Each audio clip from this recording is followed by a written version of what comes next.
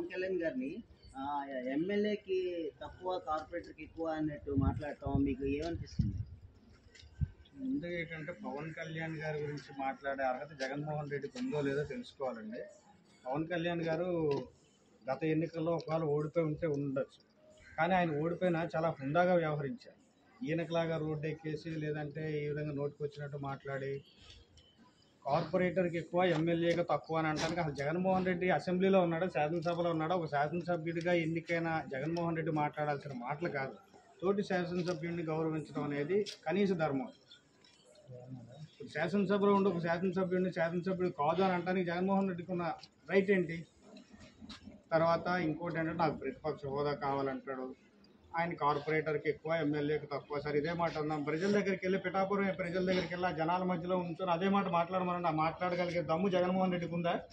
పిఠాపురం వెళ్ళి ఎమ్మెల్యే కాదు, కార్పొరేటర్ కన్నా ఎక్కువ, ఎమ్మెల్యేకి తక్కువ అనే మాట ప్రజల మధ్యలోకి వచ్చి చెప్పగలిగే దమ్ము జగన్మోహన్ రెడ్డికి ఉంటే నిజంగా ప్రజలకు రమ్మనండి. ఆయన పవర్లో ఉండగా ఏదో పరదాలు కట్టుకొని దొంగచాటుగా దొంగోళ్ళలాగా తిరిగాడు. ఇప్పుడు పవర్ లేదు, రమ్మనని జనంలాగా వచ్చిన ఆయన పట్టించుకునే వాళ్ళు ఎవడో లేడు.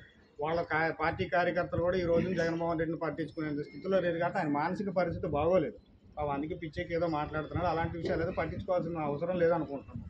అంటే ఇప్పుడు మొన్న కుంభమేళలో కూడా పవన్ కళ్యాణ్ గారిని బట్టలు లేకుండా వాళ్ళు అదే స్నానం చేస్తూ ఉంటే దాన్ని కూడా సోషల్ మీడియాలోని వైసీపీ వాళ్ళు చాలా వరకు ట్రోల్స్ చేశారు. దాన్ని ఎలా చూడాలంటారు? ఒక రకంగా ఆంధ్రప్రదేశ్లో ఇప్పటి వరకు, ఆంధ్రప్రదేశ్లోనే కాదు నాకు తెలిసి ఇది సౌత్ ఇండియాలోనే సనాతన ధర్మం గురించి ఇంత ధైర్యంగా బయటకు వచ్చి మాట్లాడగలిగి చెప్పగలిగే విధంగా పవన్ కళ్యాణ్ గారు ఉన్నారంటే ఆయనకు ముందు హ్యాట్స్ ఆఫ్ చెప్పాలి మీరు. తర్వాత కుంభమేళ లాంటి దానికి వెళ్ళడానికి అదృష్టం ఉండాలి. 144 సంవత్సరాల తర్వాత వచ్చేటువంటి కుంభమేళాలుగా అక్కడికి వెళ్ళి ఈ నదీ సంగమం ఏదైతే ఉందో ఆ నదీ సంగమంలో 60 కోట్ల మంది జనాలు అక్కడ వాళ్ళని పునీతులను చేసుకుందామని ఆలోచనతో అక్కడికి వెళ్ళి స్నానాలు చేశారు. దాన్ని కూడా వక్రీకరించి ఈ విధంగా మాట్లాడుతున్నారంటే అసలు ఇలా మనుషులే అని అనడానికి అవకాశం లేదు. అసలు వాళ్ళు మనుషులు కాదు. మనుషులు అయితే నిజంగా ఇలాంటి మాటలు మాట్లాడరు. ఇప్పుడు మనిషి శారీరకంగా సౌష్టంగా ఒక్కోసారి ఉండొచ్చు. ఇప్పుడు పవన్ కళ్యాణ్ గారు ఆయన సినిమాల్లో చేసిన స్టంట్స్ రియల్ స్టంట్స్ చేసి ఉన్నారు. చేతి మీదకి 60 కార్లు ఎక్కించుకోవడం, లేదంటే గుండెల మీద పెట్టుకొని రాళ్ళు కొట్టించుకోవడం. చేతనైతే ఒకవేళ నిజంగా అలాంటి స్టంట్ ఏదైనా చేసి చూపించమనండి వీళ్ళని. తోటి మనిషిని అవహేళన చేసి మాట్లాడడం చాలా ఈజీ. అది ఆయన చేసిన పనులు కూడా ఒకవేళ చేసిన తర్వాత మేము కూడా పవన్ కళ్యాణ్ గారి లాగా చేశాము అని చెప్పి చేయగలిగే సత్తా ఉంటే ఒకవేళ చేసి అప్పుడు పవన్ కళ్యాణ్ గారు విమర్శించమని చెప్పేసి అంటారు. అంటే జగన్మోహన్ రెడ్డి గారు గతంలో కూడా పవన్ కళ్యాణ్ గారి మీద అనేకమైనటువంటి సోషల్ మీడియాలో పోస్టులు పెట్టించడం కానీ, అంటే వాళ్ళ వైసీపీలో ఉండేటువంటి కార్యకర్తల దగ్గర నుంచి ప్రతి ఒక్కరు కూడా అనేక రకాలుగా వేధింపులు గురి చేశారు పవన్ కళ్యాణ్ గారు. అంటే 3 పేర్లు కావచ్చు, అలాగే చూసుకుంటే వాళ్ళ కుటుంబ సభ్యుల మీద కూడా అనేక రకమైన దుర్భాషలతో మాట్లాడటం.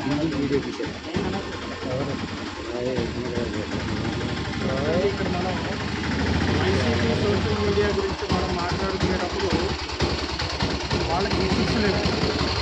వాళ్ళు ఏ రోజు కూడా ఈ రోజు ఫాలో అవ్వలేదు. వాళ్ళకు కూడా కుటుంబాలు ఉన్నాయి, వాళ్ళకి పిల్లలు ఉన్నారు. జగన్మోహన్ రెడ్డి గారి మీద కూడా కొన్ని రూమర్స్ ఉన్నాయి. తర్వాత వైసీపీకి సంబంధించినటువంటి నేతలు కొంతమంది గంట సేపు, అరగంట సేపు అని చెప్పేసి కామెంట్లు పెట్టుకొని, లేదంటే వాళ్ళు పిలిపించుకొని వాళ్ళ కార్యాలయాన్ని పిలిపించుకొని వాళ్ళ కార్యాలయాన్ని చేసిన భాగవతాలు ఏవోతోనే ఆ భాగవతాలన్నీ బయటకు తీస్తే అంటే చండాలమైనటువంటి పవన్ కళ్యాణ్ గారు పెళ్లి గురించి మాట్లాడుతున్నారు. పవన్ కళ్యాణ్ గారు ధైర్యంగా బయటకు వచ్చి పెళ్లి చేస్తున్నారు. అది ఏంటి, అంతకుముందు ఎవరైతే ఉన్నారో వాళ్ళందరితో డిప్లొమేట్ చేసుకున్నాం, లేదంటే అది ఆయన వ్యక్తిగత విషయాన్ని మాట్లాడిన తర్వాత వీళ్ళకి ఎక్కడ ఉంది? ధైర్యంగా బయటకు ఇప్పుడు పెళ్ళిళ్ళు చేసుకోకుండా వీళ్ళు రోజుకోదాన్ని తిరుగుతున్నారు అని చెప్పేసిన అవసరం మేము అంటాం. గంటకోదాన్ని తిరుగుతున్నారు, అరగంట కోట్లు తిరుగుతున్నారు అని చెప్పేసి సంభాషణ నోటికి వచ్చిన మాటలు మాట్లాడటం కాబట్టి మేము అలాంటి మాటలు మాట్లాడచ్చు. కానీ ఆయన ధైర్యంగా అంతకుముందు ఇప్పుడు వాళ్ళు ఇద్దరు ఎవరైతే అంతకుముందు భార్యలు ఎవరైతే ఉన్నారో వాళ్ళకి లేని బాధ వీళ్ళకి దేనికి? వాళ్ళు బయటకు వచ్చేస్తే మాట్లాడితే దాని గురించి వాళ్ళు మాట్లాడాలి. వీళ్ళు రాజకీయంగా మాట్లాడేటువంటి ఏవైతే ఉన్నాయో వాటికి సమాధానం లేక రాజకీయంగా ఆయన ఎదుర్కోవడం చేతగాక ఆయన పర్సనల్ విషయాలు బయటకు తీస్తున్నారు అనేది మా ఒపీనియన్.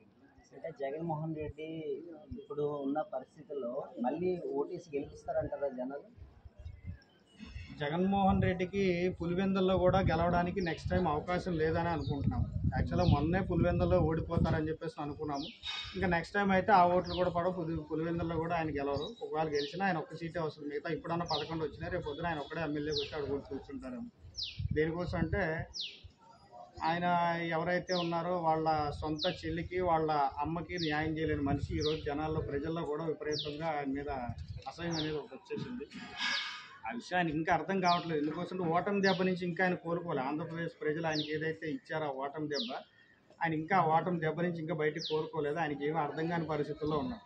ఆ మానసిక పరిస్థితి బాగోలేక ఆయనకి నోటికి వచ్చినట్టుగా మాట్లాడుతున్నారు. నెక్స్ట్ టైం మళ్ళీ అధికారం మాదే, మళ్ళీ మేమే వస్తాము, లేదంటే పోలీస్ డిపార్ట్మెంట్ మీద వాళ్ళు ఏదో వీళ్ళ గురించి ఏదో అరెస్టులు చేశారని వాళ్ళని బెదిరించినట్టు మాట్లాడడం, ఇవన్నీ ఏంటంటే ఆ మానసిక పరిస్థితి బాగోలేక ఆయన ఇలా మాట్లాడుతున్నారని అనుకుంటున్నాను. నెక్స్ట్ టైం అధికారం వచ్చే ఛాన్సెస్ 100% లేదు. మళ్ళీ కూటమి ప్రభుత్వం అధికారంలోకి వస్తుంది. ఇంకొక 30 సంవత్సరాల పాటు కూటమి ప్రభుత్వం అధికారంలో ఉంటుందనే మా బలమైన విశ్వాసం.